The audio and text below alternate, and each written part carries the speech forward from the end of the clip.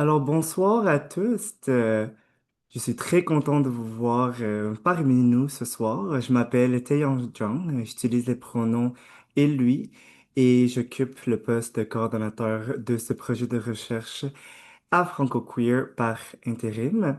Bienvenue au webinaire sur la communication inclusive. Je voulais juste faire un petit mise en contexte de pourquoi on amène ce webinaire ce soir. Alors, le projet de recherche action à Franco-Queer, c'est un projet de formation, d'empouvoirment et de démystification pour l'inclusion et le respect des personnes d'ES LGBTQIA+, francophones en Ontario.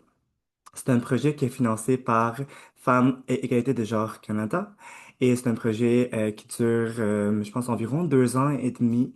Puis, à travers des recherches que nous avons fait auprès de notre population, nous livrons des contenus de formation, d'empouvoirment et de démystification. Alors, ce webinaire est le troisième webinaire de formation que nous offrons. Nous avons livré un webinaire en octobre l'an passé sur les bases pour comprendre la diversité affective, sexuelle et de genre. Un deuxième webinaire en décembre sur les réalités et les enjeux à l'intersection de différentes identités. Et voici notre troisième webinaire. Tous nos webinaires sont enregistrés. Si vous voulez consulter les premiers deux webinaires, ils sont sur la chaîne YouTube de Franco Queer. Euh, Comme mentionné, ce webinaire est enregistré et va être disponible sur la chaîne YouTube de Franco Queer dans les semaines qui suivent. L'utilisation de Zoom, je pense qu'on est peut-être tous pas mal habitués maintenant à cette plateforme, mais au cas où que vous ne le saurez pas, nous avons le clavardage. Je vous invite à participer dans le clavardage en partageant vos réflexions, des commentaires, même des questions. Vous pouvez nous dire d'où vous nous retrouvez ce soir, qu'est-ce qui vous a amené à assister à ce webinaire de formation. Alors, c'est vraiment juste un espace d'échange. Je vais regarder le clavardage pendant la séance, ainsi que ma collègue Elisabeth aussi. Pouvez réagir. Si vous avez des questions, vous pouvez aussi lever la main. On va pouvoir répondre aux questions au fur et à mesure du webinaire. Vous pouvez aussi changer votre nom si vous voulez mettre vos pronoms, vos accords d'usage et aussi mettre des sous-titrages si ça vous permet de suivre le webinaire. Alors, j'ai comme déjà parlé de tout ça, pas mal. Comme mentionné, la partie recherche du projet a été fait plus au début de l'an passé. On continue à en faire, puis là, on développe des contenus suite à l'analyse de ces données. Elisabeth, tu avais la main levée. Est-ce que c'était... Oui, je voulais juste préciser, donc pendant la formation, on pourrait prendre des questions dans le chat, mais si vous voulez poser votre question à haute voix en allumant votre micro, on peut peut-être garder celle-là pour la fin si vous voulez pas que votre voix soit captée dans l'enregistrement. Donc, on peut prendre les questions dans le chat pendant la formation. Merci. Merci, Elisabeth. Je voulais aussi juste parler très brièvement du forum intersectoriel que nous amenons à Sudbury dans quelques semaines. Alors, dans le cadre de notre projet et dans ce volet de formation, nous allons offrir un forum en présence à Sudbury, à l'Université de Sudbury, le 6 et le 7 mars 2026. Et le but, c'est en fait de pouvoir réunir des professionnels francophones pour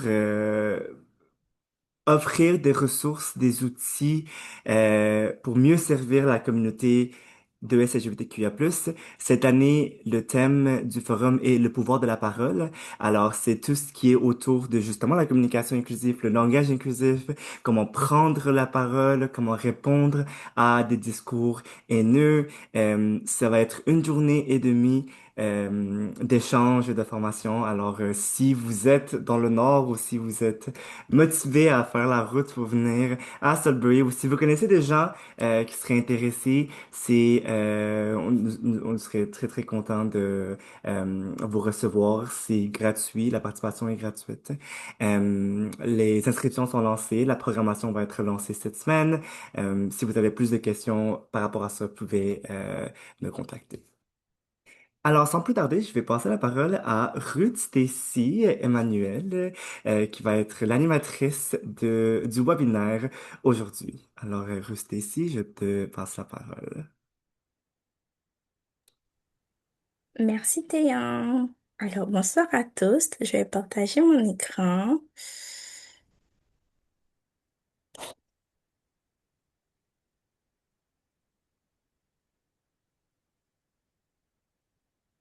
Est-ce que ça va comme ça? Oui. Super. Alors, juste avant de commencer, là, moi, je m'appelle Stécie Emmanuel. J'utilise les pronoms elle et là et je suis la coordinatrice du programme partenaire inclusif à Franco-Queer.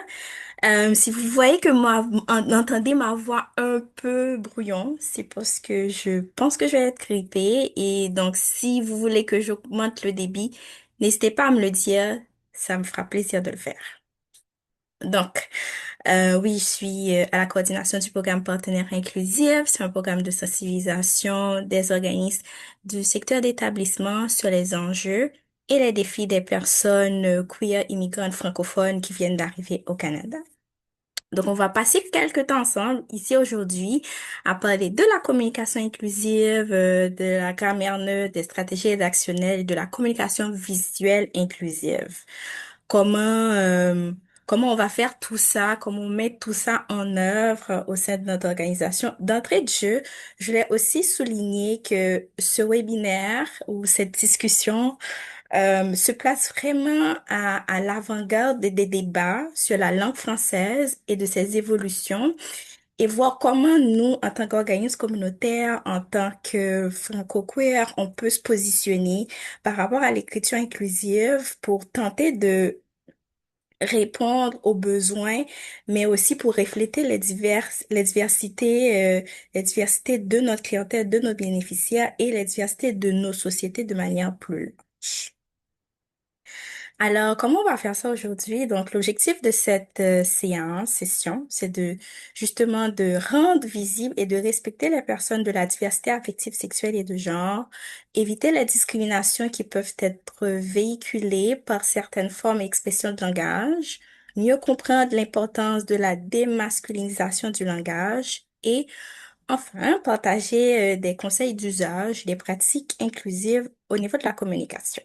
Alors, on va voir quelques concepts clés qui sont l'écriture inclusive, la grammaire neutre, la communication inclusive, le mégenrage. Et au niveau de la communication inclusive, on va voir les différentes formes qu'elle prend à l'oral, à l'écrite, la communication visuelle inclusive. Et on va voir aussi l'écriture inclusive et la grammaire neutre, les différentes approches qu'on utilise pour réduire les biais de genre et rendre visibles toutes, sans avoir à féminiser ou à masculiniser les termes qu'on utilise dans notre manière de communiquer.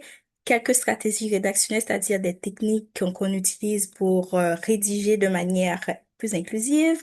Et aussi les barrières d'usage, c'est-à-dire euh, les freins qui limitent l'utilisation de la communication inclusive à l'interne et enfin quelques bonnes pratiques pour accompagner les équipes à se sensibiliser, à s'outiller sur la communication inclusive pour accueillir et respecter la diversité dans les milieux. Alors, on aura aussi des quiz durant cette session. Je vais poser quelques questions qui seront posées par que Théon va lancer sur Zoom, je pense. Oui, sur Zoom. Et vous aurez quelques secondes pour répondre. Et puis après, on va partir sur les autres éléments. Donc, c'est ça. On a posé les bases pour notre séance d'aujourd'hui. Et c'est ça. Donc, je vais parler des concepts clés qui traverse toute cette présentation aujourd'hui. Pour... Mais avant, justement, d'entrer dans les concepts clés, tout au long de la présentation, je veux aussi mentionner qu'on utilise des citations, des groupes de discussion de notre projet et pour justement mieux, je ferme ça, pour justement mettre mieux en avant l'enjeu dans nos communautés, ce qu'en disent ces personnes dans nos rencontres de consultation, entre autres. Alors, il y a pas mal de besoins qui, qu'on entend, qu'on reçoit de la part de certaines personnes au niveau des organismes communautaires, mais aussi au niveau des personnels, des équipes en ce qui concerne la formation des membres du personnel. Et là, ici, cette citation reflète en fait le besoin de formation et de responsabilité éthique. Par exemple, cette personne dit, quand je faisais de la radio, c'était des longs épisodes de 3 heures, j'ai des moments où ça me capotait de penser que j'ai blessé des personnes ou fait vivre des moments désagréables par erreur. J'aurais eu besoin d'être beaucoup plus outillé par rapport à ça. Si tu ne veux pas faire de maladresse en radio, c'est le text boss d'en faire. Tu n'es plus la même personne et ça devient awkward. Je me sens vraiment mal de penser que j'ai pu créer des environnements où j'ai mégenré quelqu'un. Donc justement, l'idée, c'est de prendre sa responsabilité par rapport à ces enjeux-là et on va voir quels sont les outils qu'on peut utiliser, que ce soit dans un contexte organisationnel, que ce soit individuellement, justement pour se positionner, pour respecter en fait les besoins d'inclusion et de diversité. Alors, ici, la concept clé qu'on utilise, on a l'écriture inclusive qui est définie comme une forme de rédaction qui vise à adapter les mots, la syntaxe, la grammaire pour tenir compte de toutes les personnes à qui on s'adresse. On a un langage neutre qui est un procédé non genré, inclusif, utile et simple qui fait appel à des noms neutres collectifs de fonctions, d'unités administratives, épicènes singuliers au pluriel, des adjectifs épicènes et des pronoms épicènes. On a le mégenrage, qui est comme le mentionnait dans la citation tout à l'heure, c'est l'attribution à une personne un genre qui ne correspond pas à son identité de genre, que ce soit fait volontairement ou non. C'est le fait, par exemple, de se tromper sur le pronom ou le type de civilité d'une personne à qui l'on s'adresse. Il touche principalement les personnes trans et non-binaires. On va voir aussi les techniques pour justement éviter de mégenrer les gens dans nos formes de communication avec eux. Et la communication inclusive, on le définit comme partager ou transmettre des informations d'une manière à ce que toutes les personnes de toutes les diversités se sentent impliquées et représentées. Ici, je vais revenir à plusieurs reprises sur ces différents concepts clés. Là, je tenais justement à les vous présenter rapidement. Donc, juste avant de commencer, on a une première question quiz. Je ne sais pas, Théon, si tu es prêt. Oui, Super. Alors, la question 1, c'est laquelle de ces stratégies ne correspond pas, pardon, à une stratégie pour des interactions orales inclusives? 1. Traiter tout le monde exactement de la même façon sans tenir compte des différences ou des réalités vécues. 2. Mettre l'accent sur la personnalité, les compétences plutôt que l'identité raciale ou de genre. 3. Éviter les expressions qui véhiculent des clichés condescendants, paternalistes ou dégradants. Et 4. Portez attention aux expressions qui véhiculent des préjugés réducteurs ou stigmatisants. On a 20 secondes pour ça.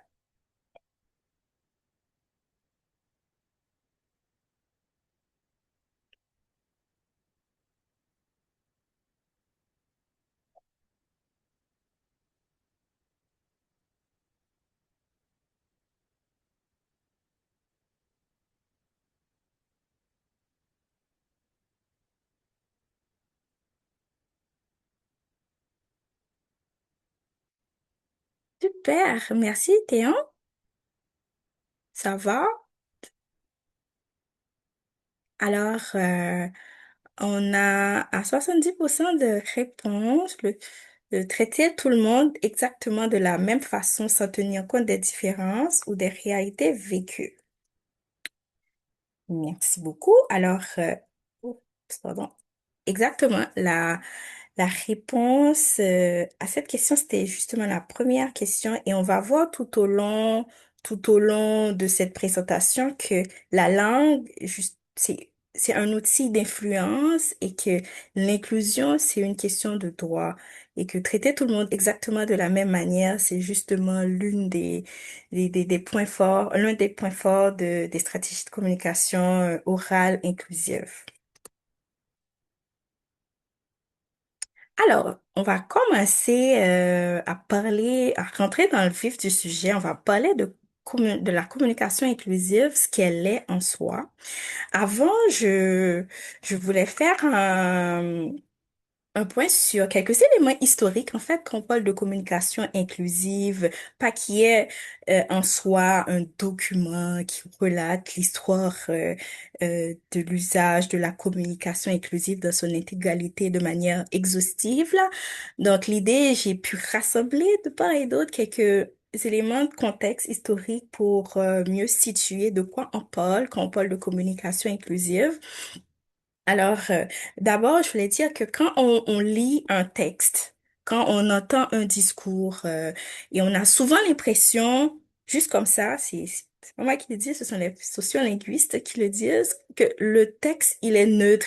On a souvent l'impression, oh, ça s'adresse à tout le monde.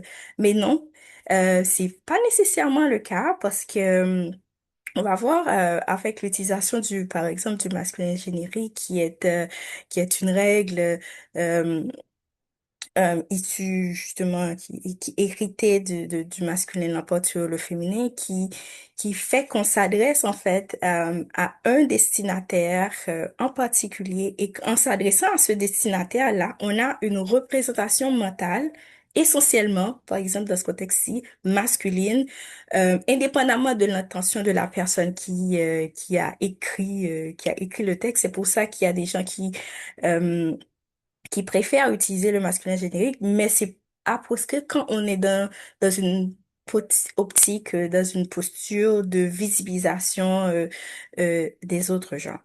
Donc, le, les éléments d'histoire que je voulais représenter ici, c'est d'abord la masculinisation du français. Alors, pourquoi on parle de masculinisation du français? Il y a une auteure, une auteure, autrice, Eliane Viennot, qui parle de la masculinisation du français comme un processus délibéré où des hommes de lettres, par exemple de l'Académie française, qui ont véhiculer l'usage du masculin, que le masculin emporte sur le féminin pour augmenter de manière qualitative et quantitative le genre masculin grammaticalement au détriment du genre féminin. Et ça a commencé justement vers les années 15e siècle, 16e siècle, 17e siècle, un peu plus large. Et ce qui fait que c'est resté comme un héritage, en fait, dans la langue française. On sait que la langue française, c'est une langue vraiment, c'est une langue très genrée, très binaire. On a intrinsèquement des mots féminins, intrinsèquement des mots masculins en soi.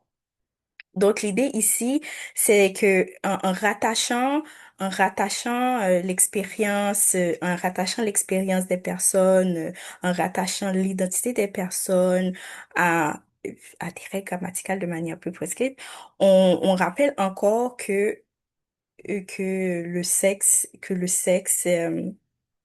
que l'identité de genre, que le sexe ne sont pas nécessairement binaires et certaines personnes ne se retrouvent pas en fait dans cette structure de langage, dans cette structure qui est justement proposée, qui a été proposée par l'Académie française. Il y a beaucoup de stratégies qui ont été utilisées en fait pour rendre la langue française plus inclusive, plus ouverte. Et on va les voir plus tard, les formulations épicènes, entre autres.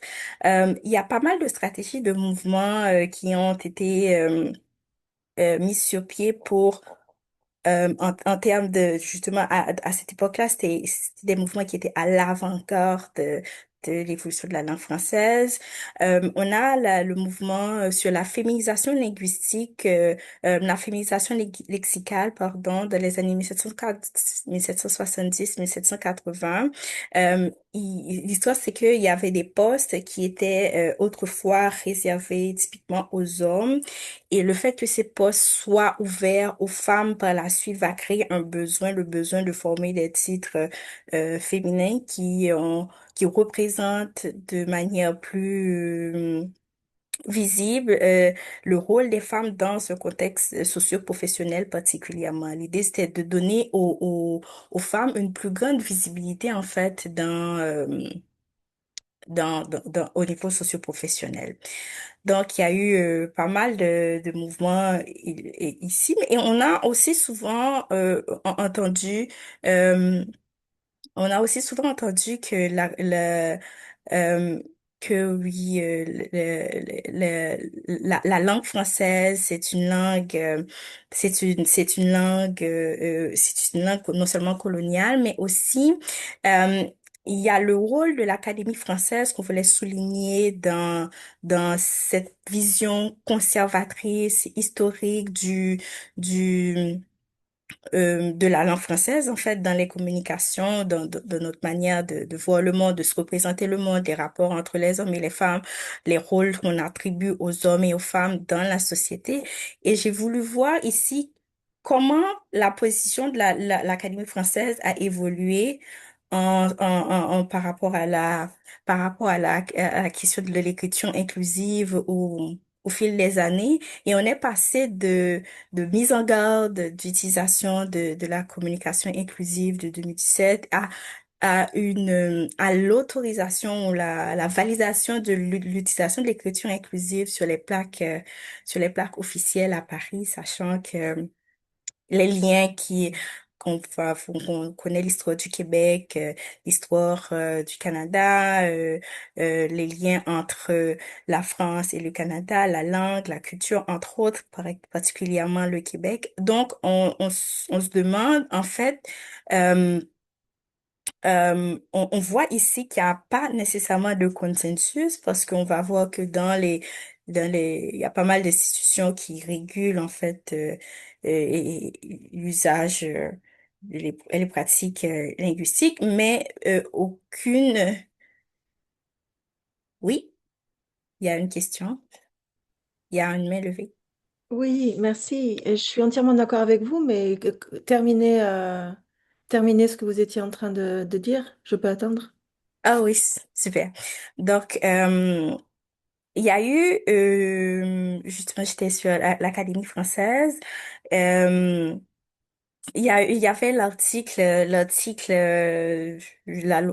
1, j'ai oublié de la loi de 1994 qui disait que la langue française, c'est un héritage, c'est un patrimoine, qu'il faut pas la modifier et qu'avoir des points médians, comme le ministre de la langue française du Québec l'a dit en 2025, contre l'usage des points médians, des néologismes, entre autres. Donc, il y a cette vision très conservatrice de la langue qui fait que, euh, mais cette dimension patrimoniale qui justement mérite d'être protégée, entre autres, fait il y a une forme d'invisibilité de comment les besoins, les sociétés évoluent, on progresse et qu'il y a un besoin d'une meilleure représentation des diversités dans les sociétés qui n'est pas prise en compte. Ben, il y a une forme de résistance là où on essaie justement de poser, OK, il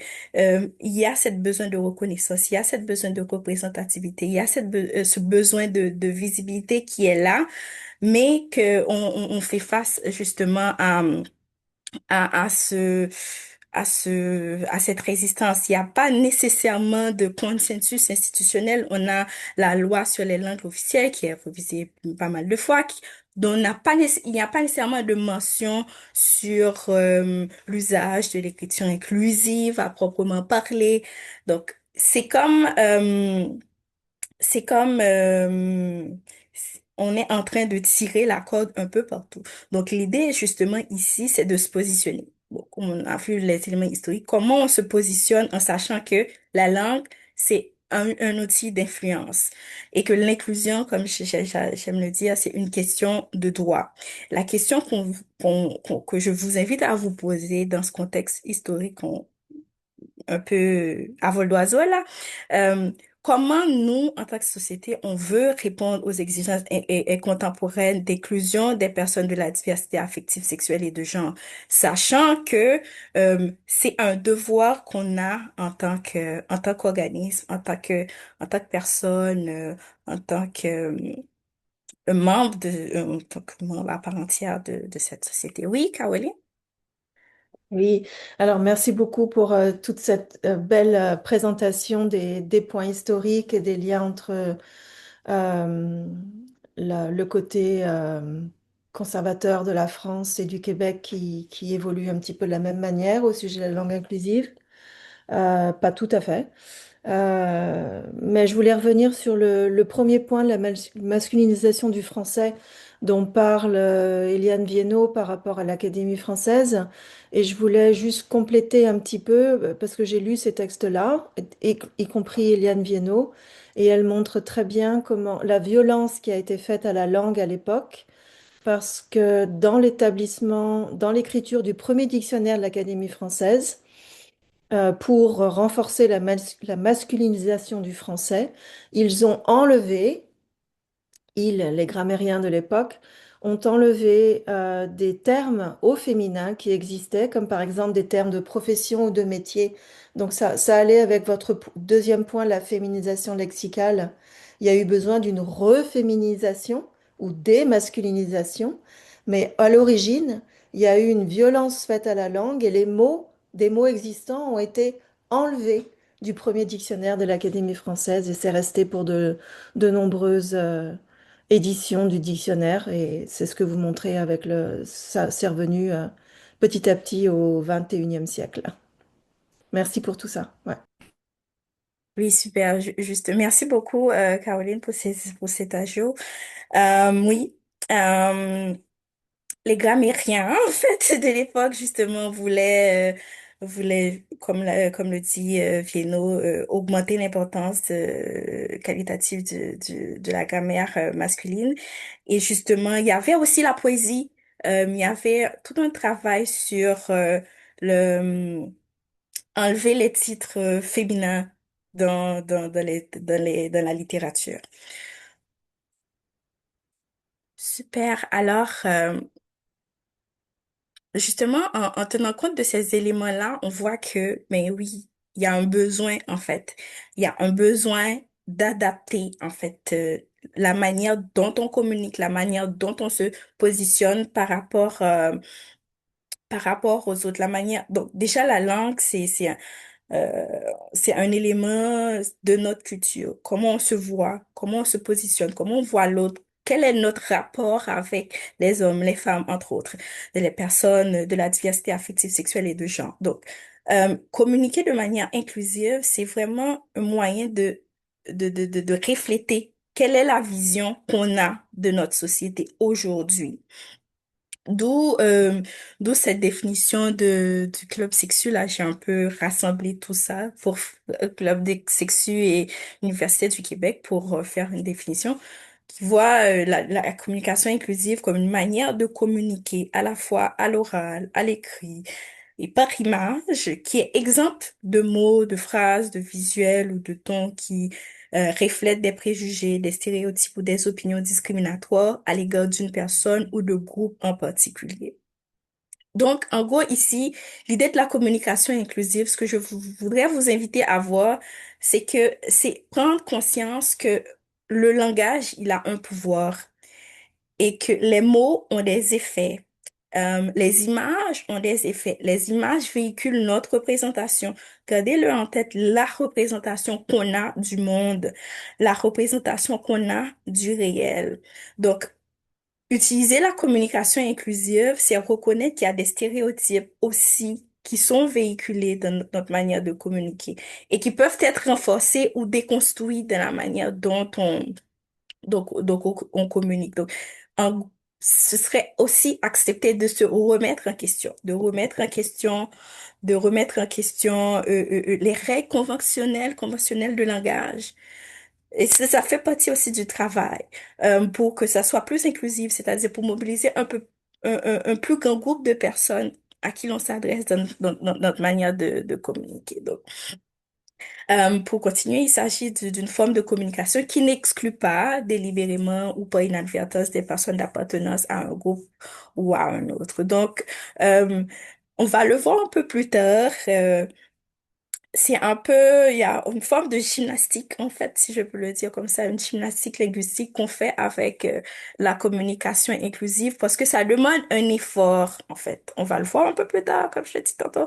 Ça demande un effort constant de s'éloigner, de s'éloigner des formes de discrimination, de s'éloigner des clichés, d'éviter de nourrir ou de renforcer les préjugés parce qu'on fait attention. On fait attention à notre manière de communiquer, on fait attention aux mots qu'on utilise, on fait attention, on veut faire en sorte que tout le monde que tout le monde se sente inclus, intégré, compris, écouté et qu'on ne met personne à l'écart. Donc, en ce sens, la communication inclusive contribue à ce que les personnes puissent s'épanouir, toute personne puisse s'épanouir dans son environnement. Qu'est-ce qu'implique l'usage de la communication inclusive via Oxygène? Je mettrai le lien ici. Euh, la communication inclusive, ça demande de... il y a tout un processus qui s'accompagne de l'utilisation de la communication inclusive. Ça demande d'un moyen. Un moyen. Je commence par le processus. L'idée de la communication inclusive, c'est de comprendre les autres et s'exprimer. Ça se passe nécessairement par le développement d'une forme d'écoute active, d'une capacité d'écouter pour comprendre plutôt que d'écouter dans l'intention de répondre, ce qu'on utilise assez souvent dans notre jargon communautaire, jargon travail social, pratiquer l'écoute active dans nos rapports avec les autres. Et ça demande des moyens de partager des informations de manière compréhensible par tous. On va voir les moyens un peu plus tard. Et ça inclut dans les moyens une forme de narration participative, c'est-à-dire on utilise des outils, on mobilise des moyens qui font en sorte que quand on raconte des histoires, quand on fait on fait les projets ou nos plans d'intervention, entre autres là, on inclut les gens, on inclut les personnes à qui s'adresse en fait, que ce soit le plan d'intervention, le programme, le projet. C'est une narration participative. Et les outils, en fait, au niveau de la communication inclusive, on va voir les outils un peu après. Ça fait appel à divers outils, l'écriture, les images, le langage non verbal, entre autres. Alors, et c'est l'une de mes parties préférées.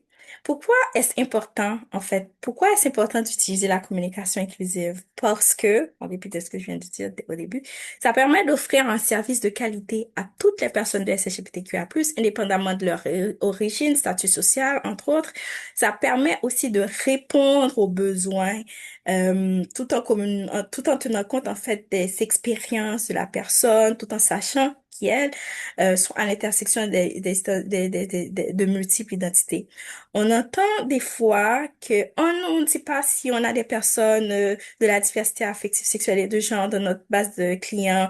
On ne sait pas ou on n'en a pas. Mais si on avait peut-être des formulaires inclusifs qui justement relatent les pronoms, l'usage des pronoms, entre autres, les formes, d'autres formes de famille inclus, différents statuts matrimoniaux inclus dans les formulaires, on se rendrait compte, OK, la manière dont on offrait nos services s'adressait à une catégorie de la population et répondait pas nécessairement, on invisibilisait d'autres besoins.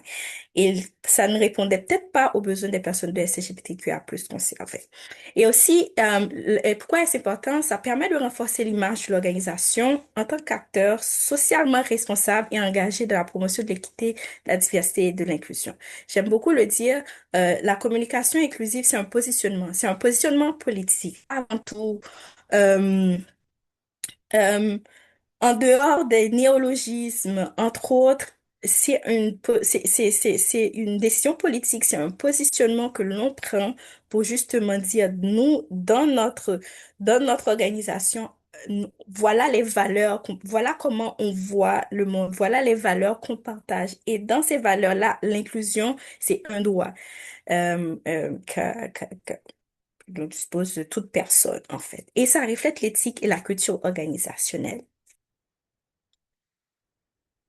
Donc là, ici, on a une citation qui justement reprend l'enjeu des visibilisations dans les milieux professionnels. Et là, je lis, à la clinique privée où je travaille, il n'y a pas vraiment de mesure, il n'y a pas de mesures vraiment mises en place. C'est un peu chacun pour soi.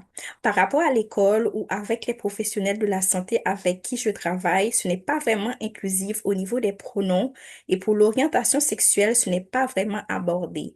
Les images sont hétéronormatives, la discussion doit reprendre à chaque fois. Et justement, on parlait d'invisibilisation et de, de, de, de, de, de, et là, on a vu que c'est pas une décision qui est prise au sein de l'organisation, vu qu'il n'y a pas de politique, il n'y a aucune mesure qui n'est prise à l'interne, donc on voit qu'il y a cette souffrance, en fait, de cette personne dans son milieu parce que la discussion doit reprendre à chaque fois, parce que les personnes de SLGBTQIA+ peuvent se sentir mégenrées. Donc, quand il y a un désalignement, par exemple, comme ici, entre justement peut-être les valeurs individuelles, les valeurs de la personne qui parle et les valeurs de l'organisation, on voit que l'invisibilisation tend à justement se généraliser un peu. Alors, comme je te disais, la communication inclusive, c'est une décision politique. Alors, comment communiquer de manière plus inclusive? Euh, euh, c'est euh, si moi que ce soit au niveau individuel, que ce soit au niveau organisationnel, que ce soit au niveau étatique, de manière plus globale, là, euh, c'est une décision politique. C'est une décision politique où l'organisation ou peut-être la personne professionnelle va s'adapter à la politique, aux mesures qui seront prises. Euh, euh, ce sont des décisions qui vont rendre l'usage de la communication inclusive obligatoire dans toute la documentation et ou toute forme de communication qui seront prises au sein de l'organisation afin de refléter la diversité de nos services ou des services. Alors, comment le faire? Le comment va passer par euh, est-ce que vous faites du service direct? Est-ce que vous faites du service indirect? Quels sont vos bénéficiaires, les utilisatrices de services, le public que vous utilisez? Et ça peut justement demander que vous combinez plusieurs techniques ou approches de communication, allant à de l'écrit, à l'oral, à la communication visuelle, dans l'intention justement d'inclure toutes les personnes de la diversité affective, sexuelle et de genre. Alors, j'ai beaucoup parlé. Donc, on va passer à notre deuxième quiz qui a un bravo, comme on aime beaucoup. Comment ici, alors, Taeyong, est-ce que ça va? Super, merci. La question est, reconnaître ses biais inconscients fait partie des stratégies de communication inclusive, vrai ou faux?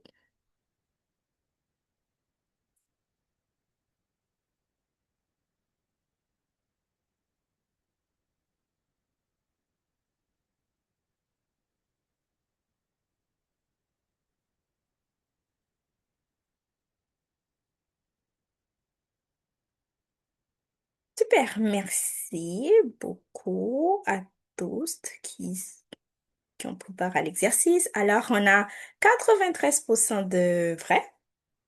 Et avant de passer à la réponse, je vais juste dire que on a tous des biais inconscients.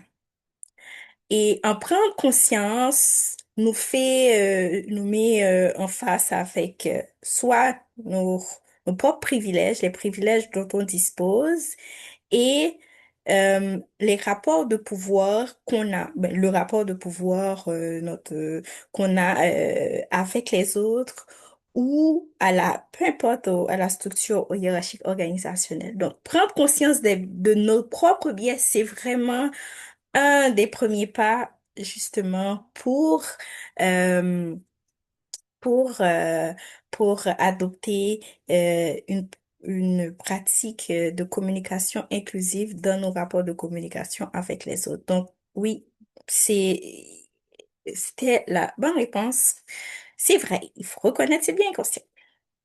Super. Alors, justement, on va passer aux différentes formes de communication inclusive. Je ferme ça. Ça, c'est beau. Aux différentes formes de communication inclusive. Là, j'utilise particulièrement les références des trois sexes et du club sexu. On parle communication orale, de communication écrite, de communication visuelle inclusive. Et il y a l'Université du Québec qui parle de communication publique inclusive. Donc, comment on s'adresse à l'externe, dans notre environnement externe de manière inclusive. Je ne l'ai pas inclus ici, mais c'est important à prendre en compte. Pour un peu plus pousser en fait notre démarche de pratique inclusive.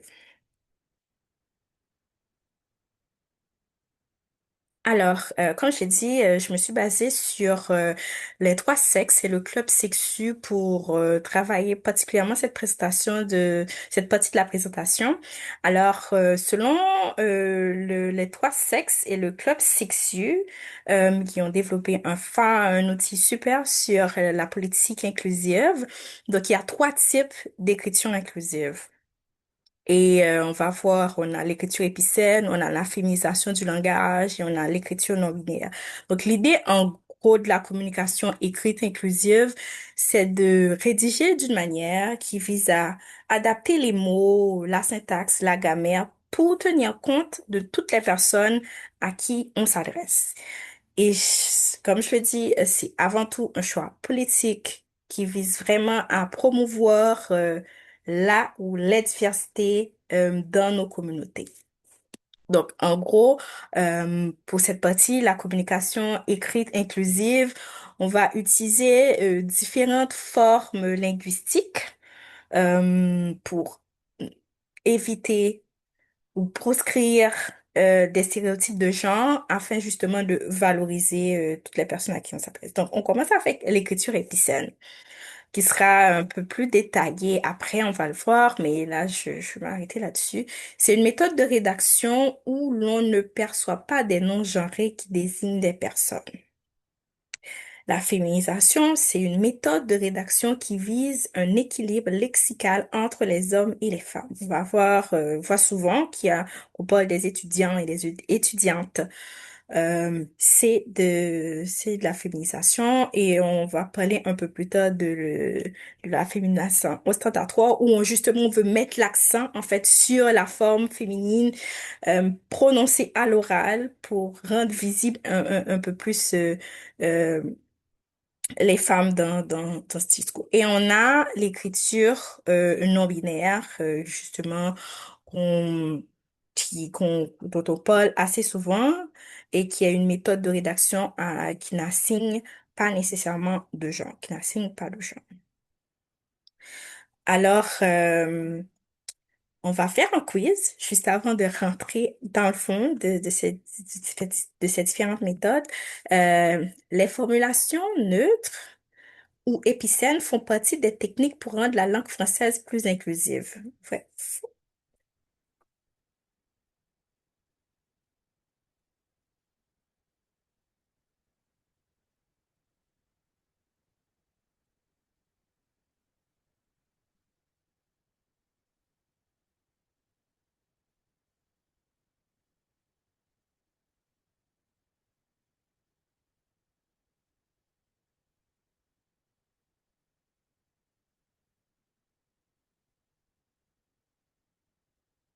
Chouette, merci, que de bonnes réponses.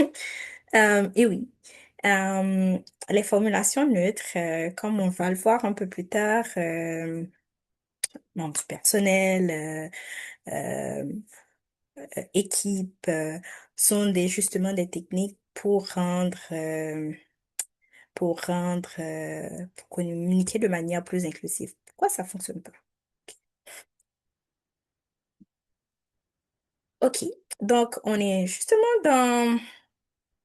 on parlait de formulation épicène, d'écriture épicène. C'est quoi? On parle de quoi, dans le fond?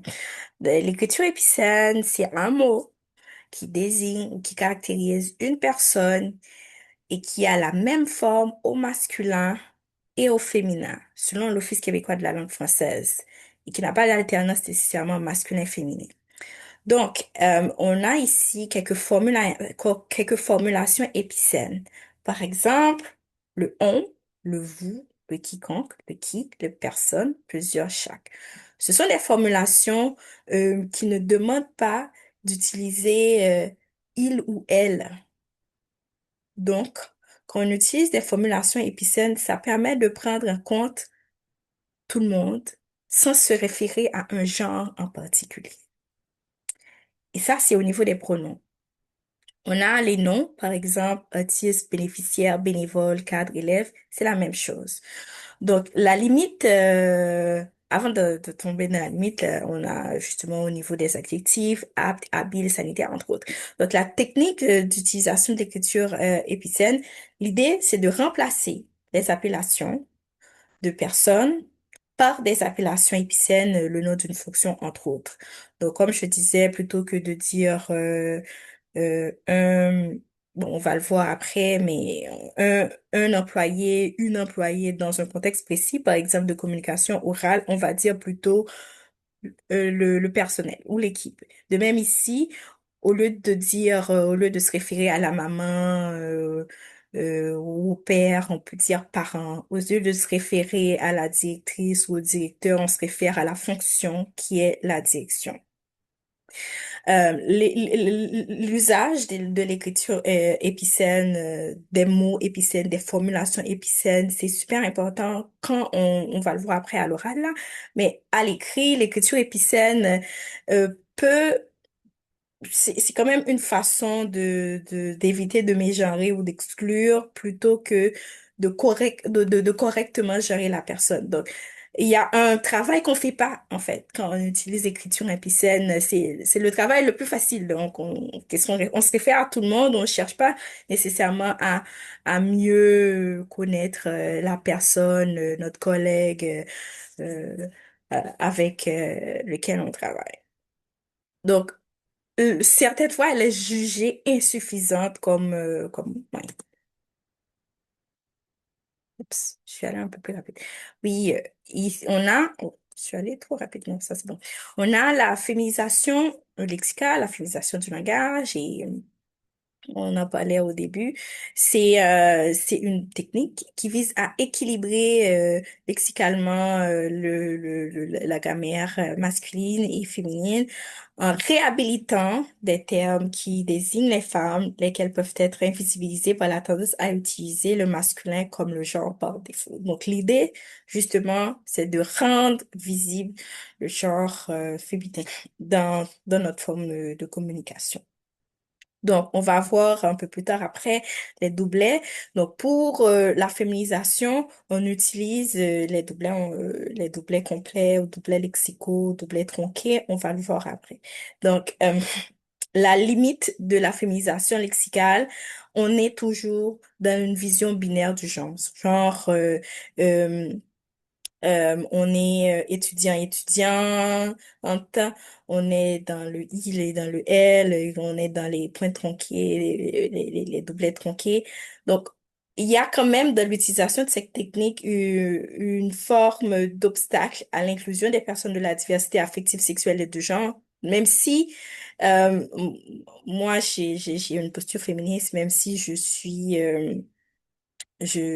je partage cette forme d'écriture, mais quand même, n'empêche que on reconnaît le rôle du mouvement féministe, en fait, dans l'avant-garde du mouvement avant-gardiste de l'écriture inclusive, mais il y a, ça a quand même ses limites quand on va être un peu plus poussé dans dans les questions de représentation, de marqueurs de visibilité dans la communication.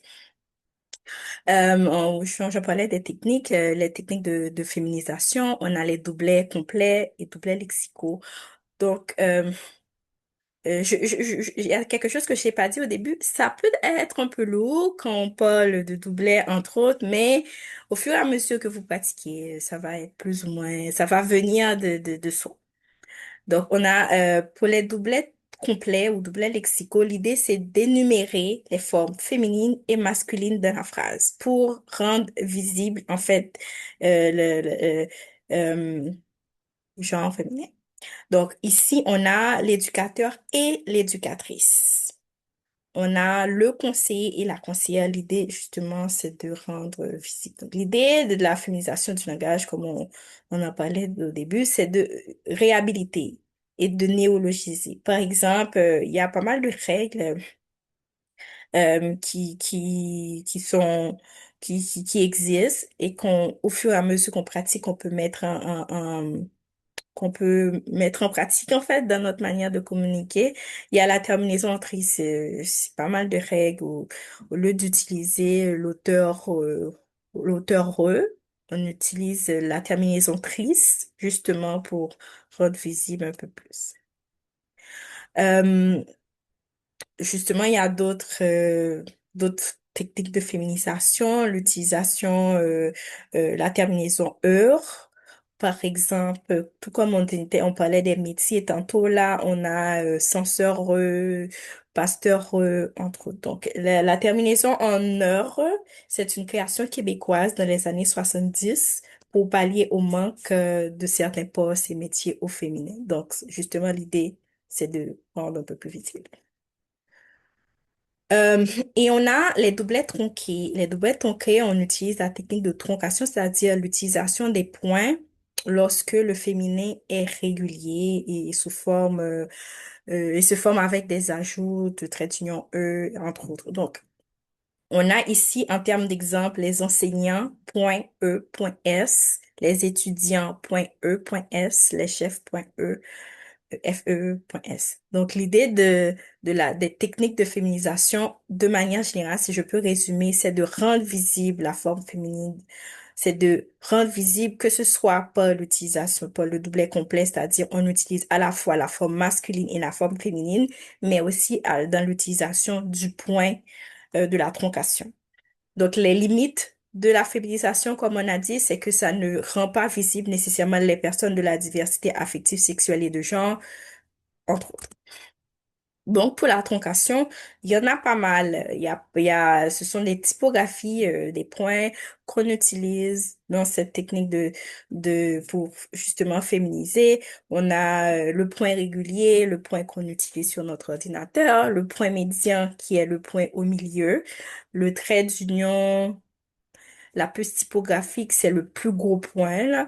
La parenthèse, la barre oblique, les doublets, le crochet, la majuscule. Donc, ce sont des techniques en fonction de votre positionnement que vous pouvez utiliser au sein de votre organisme, dans votre équipe, etc., pour justement rendre un peu plus visible les, les personnes de ce genre. Donc, l'idée, c'est d'en discuter à l'interne, d'en parler en équipe. Quelles sont les techniques avec lesquelles on est plus à l'aise pour justement faire ce travail d'introduction oui, d'introduction ou justement de se conformer, entre autres termes, aux pratiques de communication inclusive. Et on a l'écriture épicène, mais là, on va nécessairement mettre l'accent on en a parlé des écritures épicènes sur les néologismes particulièrement. Les néologismes, on en reviendra après. Alors, euh, les néologismes, on va voir avec les pronoms, entre autres, les nouveaux pronoms pour qu'on utilise pour se référer aux personnes trans non et non aux personnes trans et non binaires, entre autres. Là, ici, on termine avec la communication visuelle inclusive. Pourquoi on parle de communication visuelle inclusive? Parce que ça permet, en fait, de rendre visible de rendre visibles toutes les personnes de toutes les diversités. C'est une manière de représenter authentiquement toute la diversité dans un contenu visuel, que ce soit dans une affiche, dans une vidéo, sur un site web, dans l'animation graphique. Donc, l'idée avec la communication visuelle, c'est de représenter tout le monde dans les contenus visuels sans, tout en évitant de tomber dans la tokenisation. On va en revenir après. Donc, l'idée de la communication visuelle inclusive, c'est d'utiliser des images qui reflètent la diversité et la mixité, c'est-à-dire des hommes et des femmes, des personnes de SHLGBTQIA+, des personnes de différents âges, tailles, origines, personnes en situation de handicap. Donc, l'idée, c'est de refléter la diversité ou les diversités de nos sociétés, de notre client, ou du contexte de notre organisation, ou du contexte de notre société particulièrement. Donc, utiliser la communication visuelle inclusive, c'est une manière de montrer aussi des gens euh, des personnes dans des genres différents, dans des rôles différents, dans des fonctions d'égale valeur.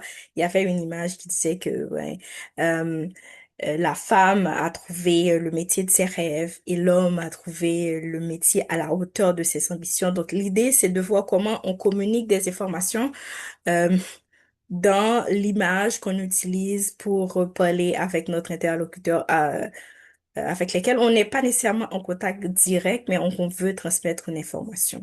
Utiliser la communication visuelle inclusive, c'est aussi une manière de faire attention aux palettes de couleurs qu'on utilise et aux codes qu'elles véhiculent, et justement de faire attention au code parce que justement ça nous renvoie à cette sempiternelle de code couleur rose pour les femmes, le bleu pour les hommes, entre autres. On a beaucoup de travaux qui ont été faits sur la déconstruction des codes de couleurs liés au rôle genré dans la société. Donc, ce qui fait que ça demande de porter une attention parce que indirectement, les gens vont se sentir, OK, concernés par notre communication visuelle inclusive.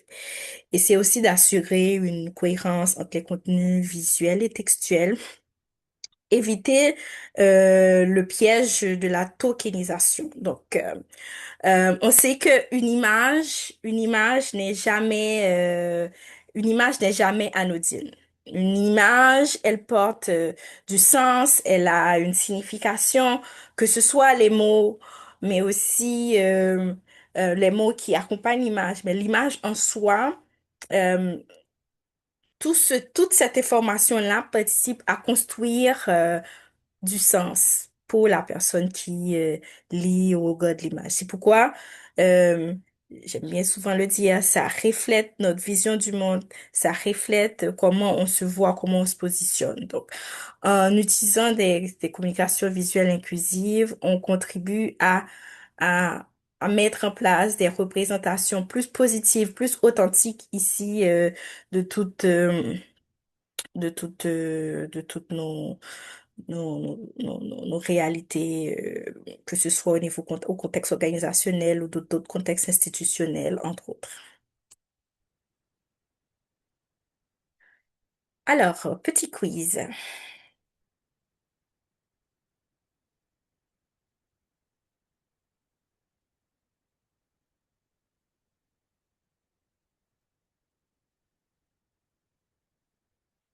Lequel de ces énoncés ne correspond pas à une bonne pratique de communication inclusive?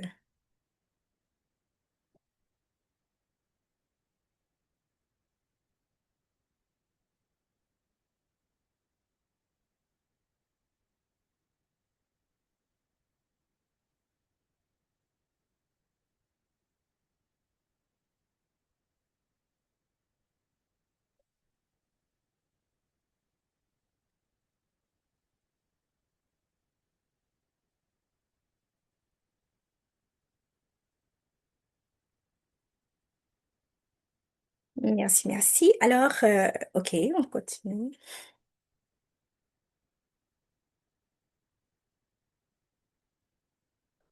Super. Alors, merci à tous. Donc, on a 71% de personnes qui disent que la réponse est d'utiliser des stéréotypes visuels pour que le message soit compris plus rapidement et respecter les droits d'auteur. Alors, on reprend. Lequel de ces énoncés ne correspond pas à une bonne attitude, à une bonne pratique de communication visuelle inclusive? Je veux réagir avant de passer à la bonne réponse. Je veux réagir sur le, euh, le respect des droits d'auteur. C'est une bonne pratique. Pourquoi? Parce que ça, justement, donne du crédit à la personne qui a produit le document, entre autres. Donc, respecter les droits d'auteur, c'est un bon moyen, même si, dans ce contexte-ci, c'était justement une petite question piège. Donc, la bonne réponse, c'est de voir que dans la communication visuelle inclusive, on communique. La communication visuelle inclusive, c'est un levier, en fait, de visibilité, de visibiliser pour rendre visible, en fait, les réalités. Donc, utiliser des stéréotypes visuels pour que le message soit plus compris rapidement, soit plus rapidement compris, c'est une mauvaise pratique parce que justement quand je donnais l'image de la femme pour laquelle on disait qu'elle a trouvé le job de ses rêves et l'homme, la femme, l'image en rose, là, l'homme, l'image en bleu qu'il a trouvé le job à la hauteur de ses attentes, ça revéhicule les stéréotypes sur les rôles. Sur la manière dont on perçoit les rôles qu'on attribue aux femmes et aux hommes dans la société, dans ce contexte, dans ce contexte, dans un contexte de binaire particulièrement. Donc, utiliser des stéréotypes visuels n'est pas un bon moyen, en fait, pour communiquer de manière plus inclusive avec l'image. Donc, comme ici, là, on a, juste avant de passer à l'image, d'expliquer un peu plus l'image, euh, l'idée de la communication visuelle inclusive, c'est justement de rendre visibles les diverses groupes, identités avec lesquels on travaille ou qui sont présents dans notre société, mais à aussi éviter la tokenisation. Ça aussi, c'est un autre enjeu. Pourquoi? Parce que euh, ça, c'est un peu plus complexe dans la mesure où là, on voit de belles personnes sur un beau cadre. À gauche, on a de diverses personnes de différents âges, de différentes orientations sexuelles, entre autres, de différentes ethnies, de différentes cultures. Et à droite, on a à peu près la même chose avec une personne en fauteuil roulant, des jeunes personnes, des personnes un peu plus âgées, entre autres. Donc là, ici, on a justement des images ok, c'est inclusif ici dans cette image, mais aussi, on veut faire attention à la tokenisation, c'est-à-dire à ne pas instrumentaliser certains groupes en les mettant, par exemple, ce décalage entre nous, à l'interne, on est inclusive, on utilise des images pour, pour vendre ou se présenter au monde, aux autres qu'on est inclusive, en sachant ben, que ces personnes-là sur la photo ne se sentent pas vraiment réellement impliquées, se sentent utilisées. Là, on tombe dans la tokenisation, mais on ne va pas nécessairement le voir directement dans l'image, mais c'est, c'est un angle mort, en fait, dans l'usage de la communication visuelle inclusive parce que on ne sait pas nécessairement le vécu de ces personnes, comment elles se sentent par rapport à leur implication réelle, en temps réel, dont la photo a été prise dans le contexte de l'organisation entre eux. Donc, l'idée, c'est de garder toujours en tête qu'on ne veut pas instrumentaliser les gens, qu'on ne veut pas instrumentaliser certains groupes, euh, euh, en les mettant seulement en avant quand on veut justement faire une publicité ou pour X événement, le mois de l'histoire des Noirs, ça tombe bien, on va utiliser des personnes racisées de l'équipe pour faire des présentations, entre autres, je pèse mes mots, utiliser.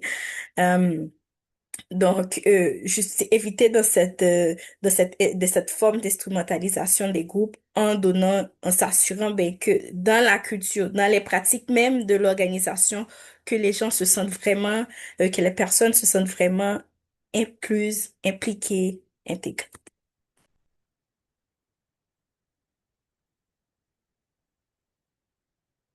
Alors là, ici, on tombe dans les pratiques un peu plus lourdes, on va dire, parce qu'on va parler des néologismes plus tard. On va parler de la grammaire neutre. C'est une catégorie grammaticale qui regroupe des formulations qui ne font pas, qui ne font référence à aucun genre afin de représenter tous les genres. Pour se référer à quelqu'un que l'on connaît pas, il est préférable d'utiliser un langage neutre.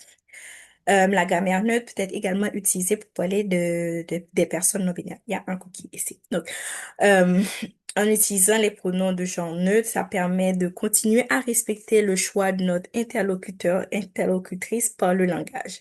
Et le point le plus important ici, c'est que ce ne sont pas des règles absolues. Contrairement à cette tradition de protection farouche de la langue française pour ne pas la déformer, la distordre, on ne veut pas, on ne veut pas, on veut proscrire en fait l'usage des néologismes, entre autres, mais il n'y a pas de choix et que la langue doit s'adapter. J'utilise le verbe devoir.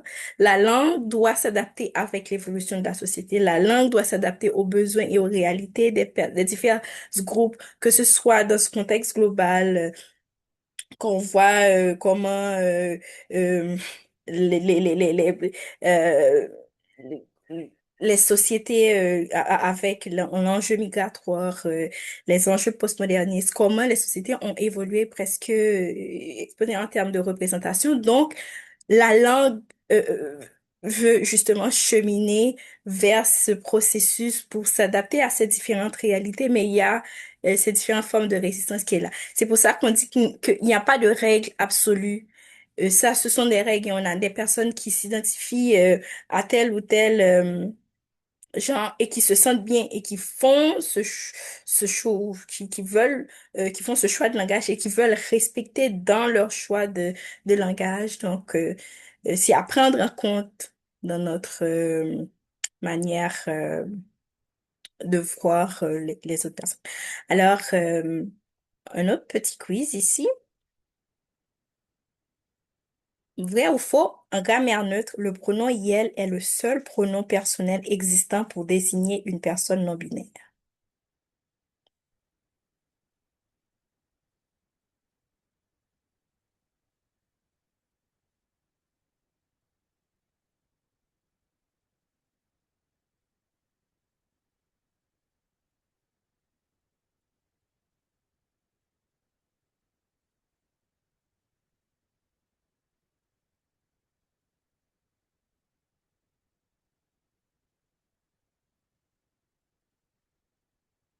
Encore quelques secondes.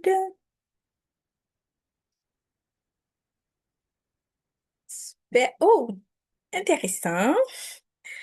On a, ok, j'attends encore. On a 22% des personnes qui ont répondu qui disent que c'est vrai. Et il y a 70% qui disent que c'est faux. Alors, on va voir c'est quoi la réponse. Pardon, c'est trop pour moi. Oui. Alors, et c'est faux. Le pronom iel n'est pas le seul pronom. On va voir que parmi les néologismes qui existent, il y en a beaucoup, toute un panoplie de pronoms personnels qu'on utilise pour désigner les personnes non binaires. Et voilà. Là, j'ai rajouté ici quelques illustrations en termes de grammaire neutre, de formulation.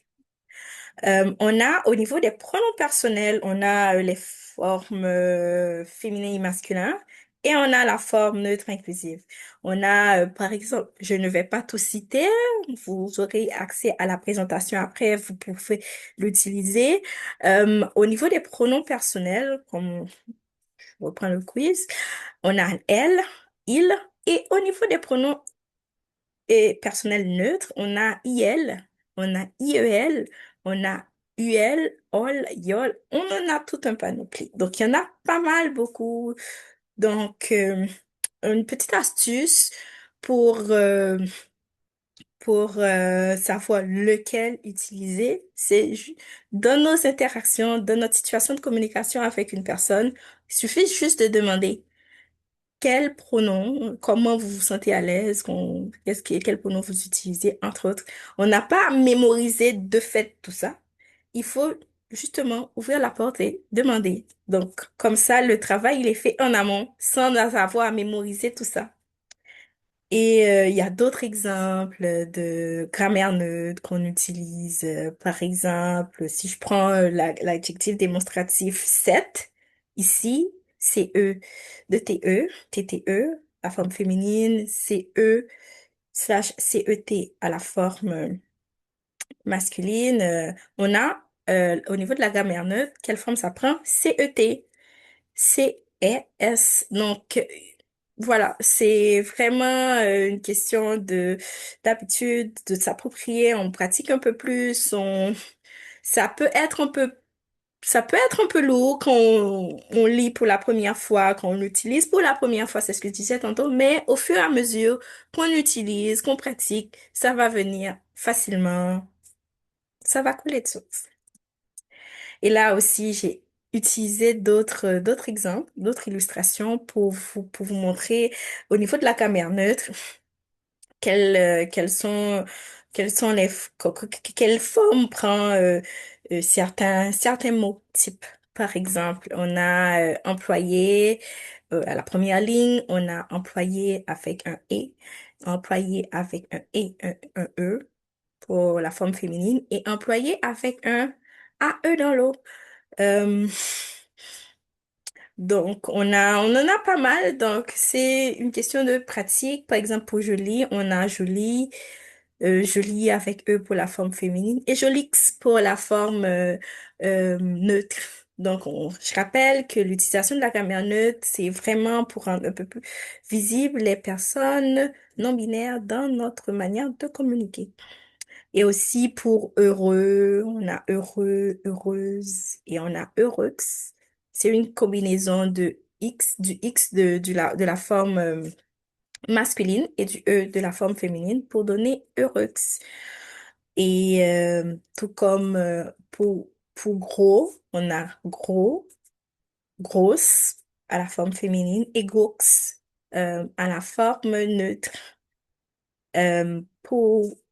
Par exemple, voisine, on a voisin, la forme masculine, voisine, la forme féminine, et voisine à la forme neutre. Un dernier exemple, citoyen, la forme masculine, citoyenne, la forme féminine, et citoyen, la forme neutre. Donc, c'est un peu ce, ce, ça de ça dont on parle, quand on parle de la grammaire neutre, des formes, de l'utilisation de mots types qu'on utilise dans la grammaire neutre. Et comme je te dis, pratiquer un peu, ça va venir facilement. Par exemple, il y a d'autres noms là. Euh, un parent, on a dit c'est une formulation épicène, c'est une forme épicène. Au lieu de dire père-mère, on dit parent, c'est neutre, ça inclut tout le monde. Euh, et par exemple, pour sœur, à la forme neutre, on utilise adelphes. Adelphes ou freureux. Freureux fait partie des termes proscrits par, par le ministre pour s'aligner à sa politique donc, pour qui demandait à ce que les institutions étatiques s'alignent à la politique en bannissant la formulation freureux.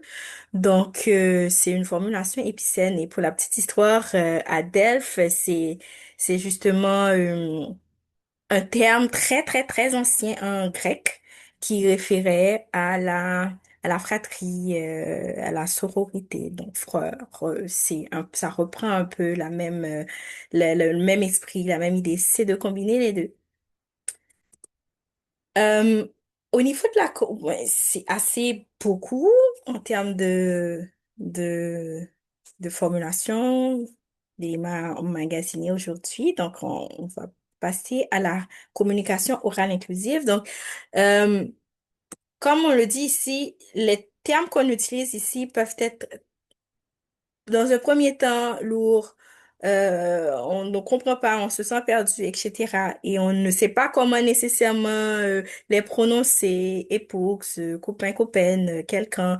Donc, l'idée de la communication orale inclusive, c'est de prioriser les formulations inclusives audibles. C'est-à-dire, au lieu de, justement, de, comme on avait dit tantôt, on sait que certaines formulations épicènes peuvent invisibiliser. Et quand on est en face à une personne une personne trans ou non-binaire qui veulent être nommée de telle manière, on va justement prioriser la manière dont la personne veut être nommée pour éviter dans le mégenrage. Mais quand on est dans des communications un peu plus publiques, etc., où on s'adresse à on veut justement prioriser des formulations et inclusives, audibles pour s'assurer, mais oh, ok, on prend en compte tout le monde, qu'on ne tombe pas dans dans les stéréotypes, dans des clichés, mais qu'on utilise des formulations épicènes, par exemple, au lieu de dire les employés, parce que ça peut être lourd de reprendre en deux temps les employés, parce que eux, ils se prononcent pas. On va plutôt utiliser le terme de le personnel ou les membres du personnel ou l'équipe. Et de même, pour rendre un peu plus visible certains mots, au lieu de dire les étudiants, on va utiliser les doublets complets. Je rappelle, les doublets complets, c'est l'utilisation à la fois de la forme masculine et de la forme féminine. Par exemple, ici, on a les étudiants et les étudiantes. Et je parlais du féminin, de la féminisation ostentatoire, c'est le fait de d'utiliser la forme audible qui met l'accent vraiment sur le terme féminin. Par exemple, là, au lieu de dire auteureux, le E, il est masqué, on va plutôt dire autrice. Ça sonne, ça résonne, justement, on rend visible. Toujours au niveau de la communication orale inclusive, un élément super important qu'on utilise, je sais qu'on, et que des fois on ne pratique pas nécessairement souvent là, mais je le vois de temps en temps, c'est de décrire oralement les graphiques, l'organigramme, les images, de citer les sites web, de résumer les contenus de vidéos, par exemple. Si on a des personnes avec des déficiences visuelles, des personnes malvoyantes, des personnes aveugles dans notre équipe, euh, entre autres, donc l'idée c'est pour faciliter l'appropriation du contenu, l'idée, c'est de décrire l'image. Par exemple, s'il y avait une image à côté, j'allais dire, ben, il y a deux demi-cercles à droite de mon écran, un demi-cercle de couleur blanche et un demi-cercle en dessous, en bas à droite, de couleur, c'est quoi cette couleur déjà? Terracotta. C'est la couleur qui me vient en tête. Donc, l'idée, c'est de décrire l'image pour faciliter l'appropriation du contenu par la personne, pour la personne avec des déficiences visuelles dans notre public. Là, ici, on va aller un peu plus vite parce que le temps avance. Donc, l'idée ici, c'est de vous partager quelques stratégies rédactionnelles. On est toujours, comment on fait ça? Comment on fait pour pour communiquer de manière plus inclusive? Donc, la première chose, c'est de se rappeler qu'il y a des enjeux politiques dans toutes les situations de communication, peu importe le contexte d'utilisation. On est en face d'une personne racisée, queer, entre autres. Il y a un enjeu politique dans cette situation de communication. L'idée, c'est de toujours se rappeler que l'enjeu est toujours là et que quand on va s'adresser à cette personne qui s'identifie de telle manière, on doit faire en sorte que la personne se sente incluse, que l'histoire qu'on se raconte, la communication, de la dynamique dialogique dont on est, elle se sente incluse, comprise et écoutée. Donc, et là, si on s'adresse à des personnes racisées, dont l'histoire est marquée par la colonisation, ajouter à ça dans une dynamique intersectionnelle, c'est une personne queer, entre autres. Donc, c'est tous ces enjeux-là. Cette personne est à la croisée et à l'enchevêtrement de ces différents enjeux. Donc, il faut les prendre en compte quand on s'adresse à cette personne pour s'assurer, OK, je suis bienveillante dans ma manière de communiquer avec la personne en face de moi. Aussi, respecter le titre de civilité, l'accord, les pronoms privilégiés par notre interlocuteur-trice. Choisir des mots, des expressions, des exemples qui respectent la personne en face de nous dans sa diversité. Et enfin, rester cohérent dans le style rédactionnel, c'est-à-dire qu'à l'intérieur du même texte, dans le rester cohérent, c'est-à-dire si on privilégie, par exemple, on avait vu la troncation ou les doublets complets. Donc, si on veut privilégier les doublets complets, c'est-à-dire on va utiliser la forme féminine et masculine,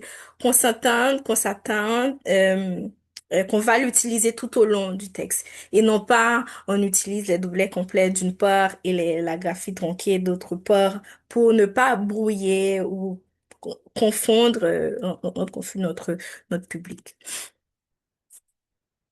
Alors, on arrive, je pense que c'est notre dernier quiz. Euh, je vous- La question, ok, ça. La question, un média franco-ontarien couvre une mobilisation étudiante dans le nord de l'Ontario.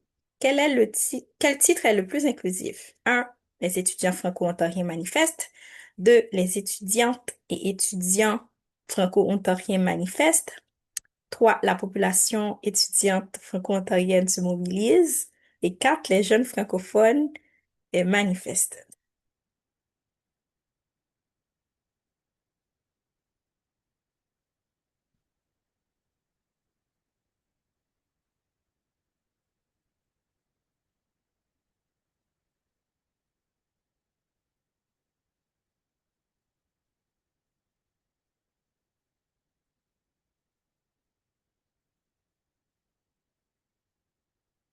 Oh, nice. Merci beaucoup pour votre participation. Non, il y en a encore. On a 74% de vous tous qui disent que la population étudiante franco-ontarienne se mobilise. C'est la bonne réponse. Et c'est ça, c'était la population étudiante franco-ontarienne se manifeste, se mobilise. Comme ça, justement, on privilégie des termes plus inclusifs, plus épicés. Oh, on a fait un autre, j'ai oublié. Alors, le prochain quiz, c'est vous rédigez un article et vous souhaitez remplacer la formulation binaire, le directeur ou la directrice par une forme épicène pour alléger le texte. Quelle option serait à privilégier?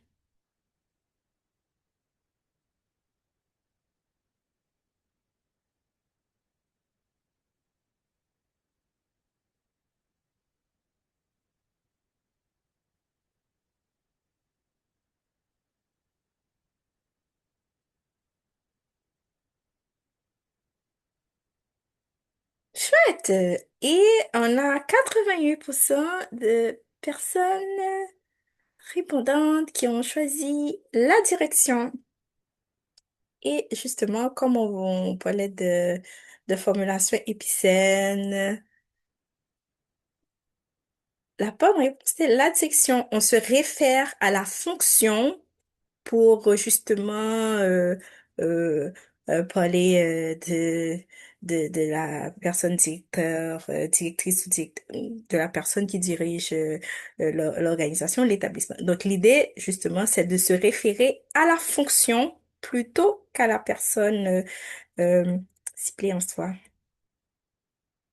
Donc, là, ici, on va justement parler des barrières d'usage de la communication inclusive. Je ferme. Partant. Et une des citations qu'on a ici, c'est la résistance institutionnelle et pédagogique. Alors, c'est une personne trans qui parle. Comme personne trans, je trouve qu'il n'y a pas assez d'aide pour les jeunes.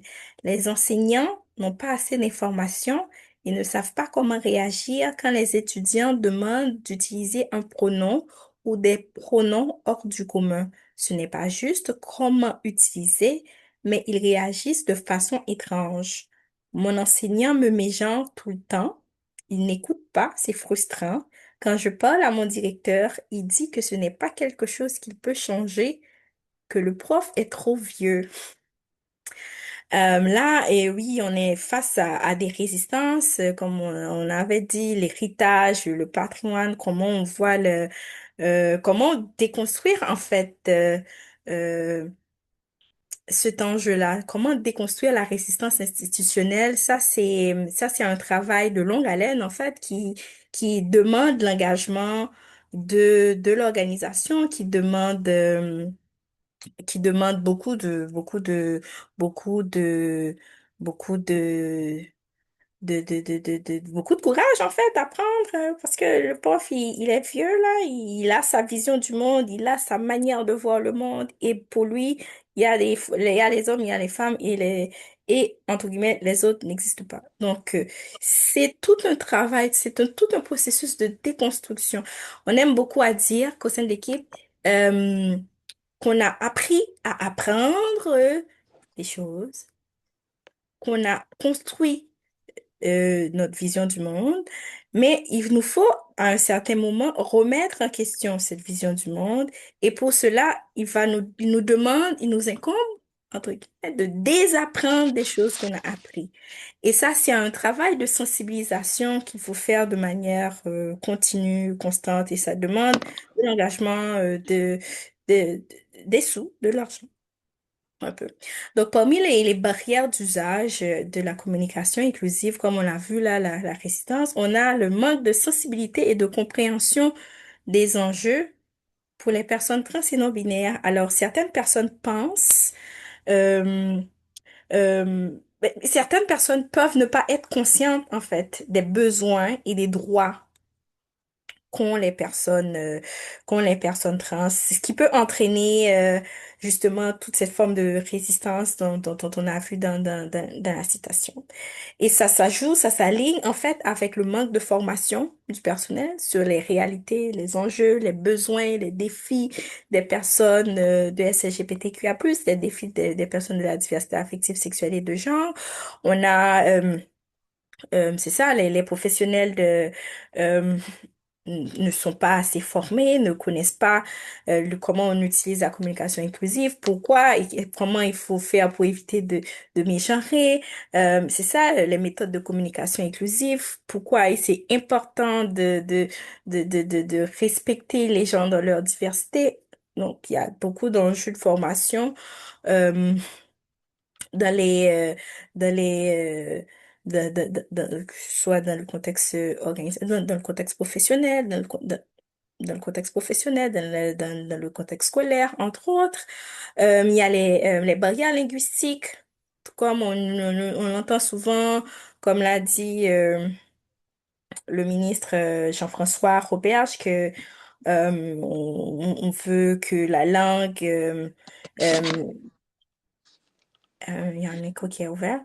Euh, on veut que la langue ne soit pas déformée, entre autres. Donc, on entend souvent dire que la traduction est compliquée, que l'adaptation est compliquée, que ce n'est pas du français, que c'est une autre langue. Et que, en tout cas, la traduction, que l'adaptation des documents aussi vont compliquer ou compliquent le fait que ce n'est plus une langue possible de parler, que c'est difficile. De communiquer de manière inclusive parce que on a les néologismes, on a les UL, on a les OL. Donc, il y a cette barrière linguistique qui est d'une certaine manière liée aux résistances au changement et qu'on va voir là tout de suite là et aux enjeux politiques aussi. Il y a d'autres enjeux comme les coûts mettre en place des canaux de communication, ça peut être coûteuse de communication de manière inclusive, ça peut être coûteuse dans la mesure où reprendre le temps de faire appel à des experts euh, de de refaire toute sa stratégie autour de la communication inclusive, de prendre position, d'adapter. Ça peut être coûteuse, mais si on a une bonne stratégie, on va voir que ça peut couler de source là. Et des fois, on l'entend souvent comme des obstacles cités par certaines organisations pour éviter l'utilisation de la communication inclusive. On a, on parlait de le lien avec les barrières linguistiques, la résistance au changement.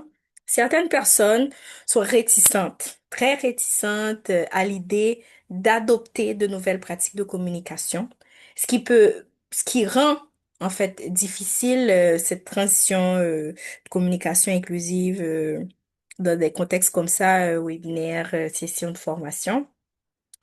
Euh, Comme on a le Québec qui a interdit la communication inclusive, ben, l'utilisation des mots comme je me rappelle, les mots émergents, il avait dit comme IL, freureux, en tout cas les doublets abrégés qu'ils ont interdits au niveau de la communication gouvernementale, la communication de l'État. Euh, pour lui, dans ce qu'il disait, c'est que l'État a une politique linguistique qui doit être conforme aux recommandations de l'Office québécois, de l'Office québécoise, de, québécoise de la langue française, qui euh, a formule des recommandations sur l'utilisation des termes épicènes, etc., mais qui ne comme je disais tantôt, il n'y a pas un consensus institutionnel au Canada sur l'usage de la communication inclusive. On a, euh, euh, on a justement la loi sur les langues officielles, mais rien n'est nécessairement dit là-dessus. C'est pourquoi ces conversations comme ça, comme on dit, ce sont des conversations à l'avant-garde. On participe à la construction d'une, d'une société plus inclusive. C'est pour ça que c'est important de construire ces espaces, de participer à ces espaces de discussion, de s'impliquer en fait dans ces espaces de discussion. Donc oui, il y a pas mal d'enjeux politiques. Par exemple, une personne qui veut bien utiliser la communication inclusive de ses formes de communication, c'est aligné à ses valeurs en tant que personne humaine. Mais dans son travail, elle ne peut pas parce que elle doit respecter, elle doit s'aligner aux décisions politiques de son bureau, de son superviseur, entre autres. Donc, il y a cette incohérence entre les valeurs de la personne et les valeurs institutionnelles, les valeurs de l'organisation. Là, on est dans une forme, on est dans une contradiction. Donc, je n'ai pas la réponse à ça, mais ça existe un peu partout pour particulièrement les personnes qui se trouvent dans dans cette, dans cette forme de crise là où on a la personne qui, justement, en alignement avec ses valeurs, promeut la communication inclusive et son travail qui proscrit la communication inclusive ou certaines formes d'usage de la communication inclusive.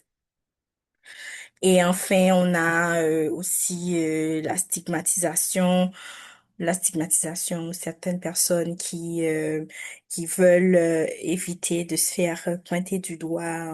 Oh oui, tu utilises les pronoms iel, tu déformes la langue, entre autres. Il y a tous ces enjeux-là qui fait que certaines personnes vont, OK, vont se renfermer de rester au placard, retourner au placard pour ne pas se sentir un peu trop visible, même si c'est un droit de vivre en alignement avec son identité, de comment on se ressent ou de comment on se voit en tant que personne. Donc, euh, c'est ça. Alors, on arrive à notre dernier quiz. Dans un contexte médiatique, laquelle de ces pratiques est à éviter? 1. Vérifier la cohérence entre le contenu visuel et le message diffusé. 2. Donner la parole à des personnes concernées par le sujet traité. 3. Inviter une personne à représenter l'ensemble de sa communauté. 4. Utiliser un langage clair et accessible.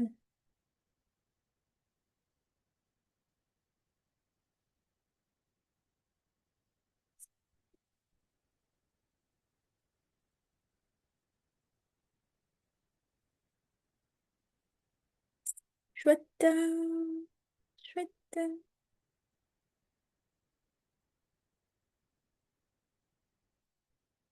Alors.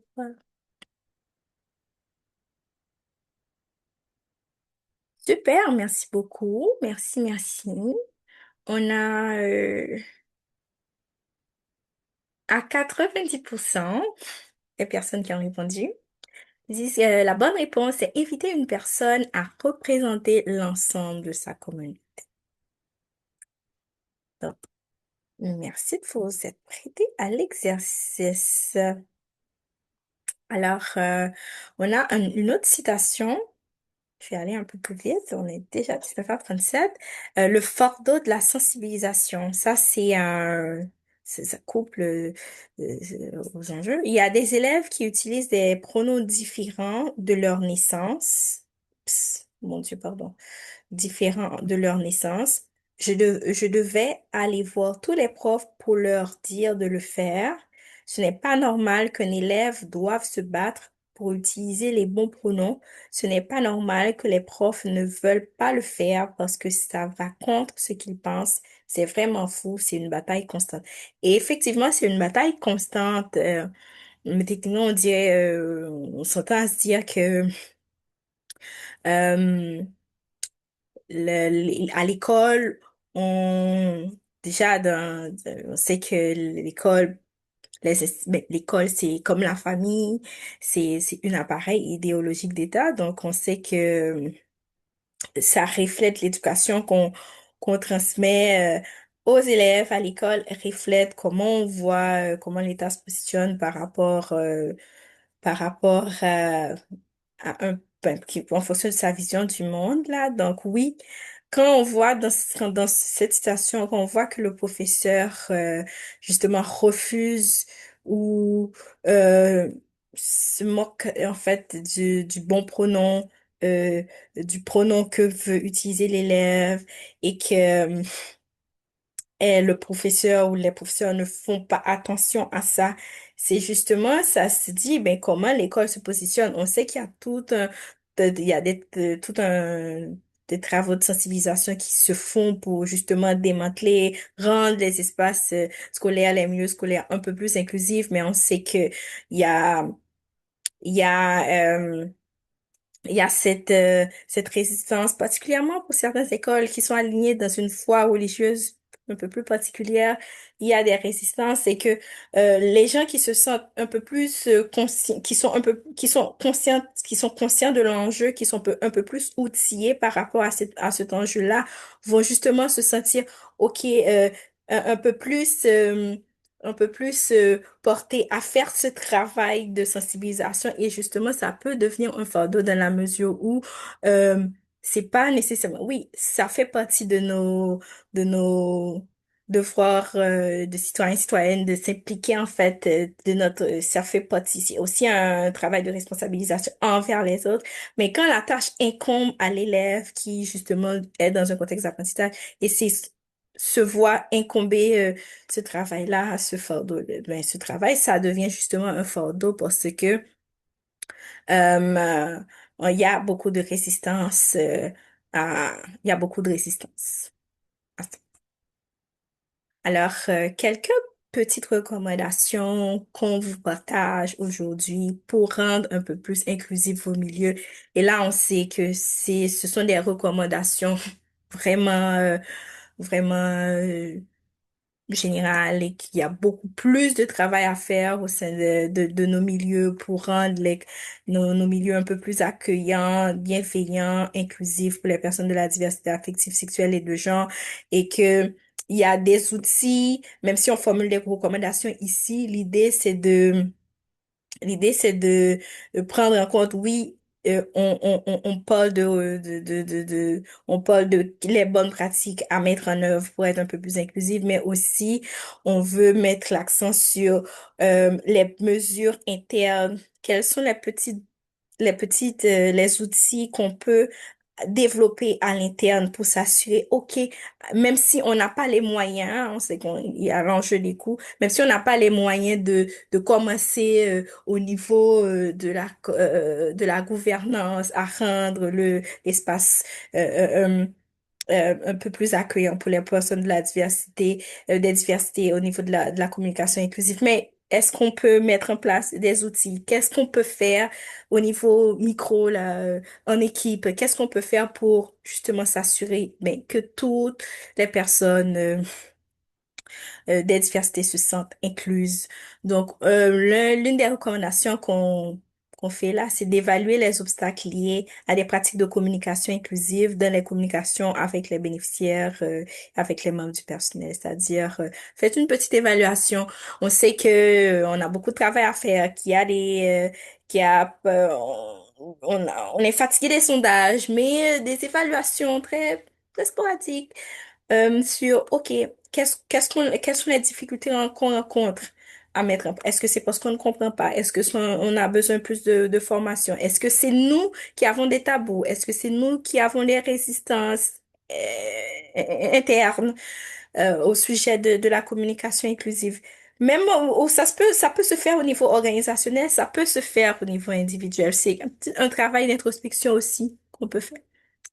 Revoir les documents et les formulaires pour s'assurer de prendre en compte l'inclusion des personnes de la diversité affective, sexuelle et de genre. On peut se créer du temps pour faire ça, voir comment on peut le faire, qu'est-ce que ça demande en termes de coûts humains, en termes de temps. Mettre en place des guides et des outils internes, comme je le disais. Au niveau des outils, Théon pourra en parler après, là. Il y aura un outil qui vous sera partagé après. D'autres recommandations, utiliser un langage inclusif et non genré, ainsi que des termes appropriés liés à la diversité affective, sexuelle et de genre dans tous les supports de communication. Sensibiliser les membres du personnel sur les outils de communication, c'est-à-dire créer des espaces de formation réguliers sur les enjeux de la communication inclusive, comment on peut le faire. Donc, voilà. Faire appel à des personnes intervenantes, à des intervenants externes spécialisés dans la communication inclusive pour partager leur expérience, leurs connaissances, et ça permet de s'outiller d'une certaine manière euh, pour prendre en main, en fait, ça, l'enjeu de la communication inclusive. Alors, on arrive à la fin de la présentation. Je vais vous laisser au micro, ouvrir vos micros, si vous avez des questions, des suggestions, des préoccupations, des éléments que vous voulez partager, n'hésitez pas à le faire. Là, ici, je vous partage quelques ressources que j'ai utilisées pour préparer cette présentation. Je m'en rends compte qu'il y en a qui manquent ici, mais je pourrais les rajouter et après, quand Théon va partager le PowerPoint, donc ils seront inclus dans la présentation. Alors, merci beaucoup de m'avoir écouté. Vous pouvez justement prendre la parole, poser des questions, faire des suggestions. Je suis ouverte à vos micros.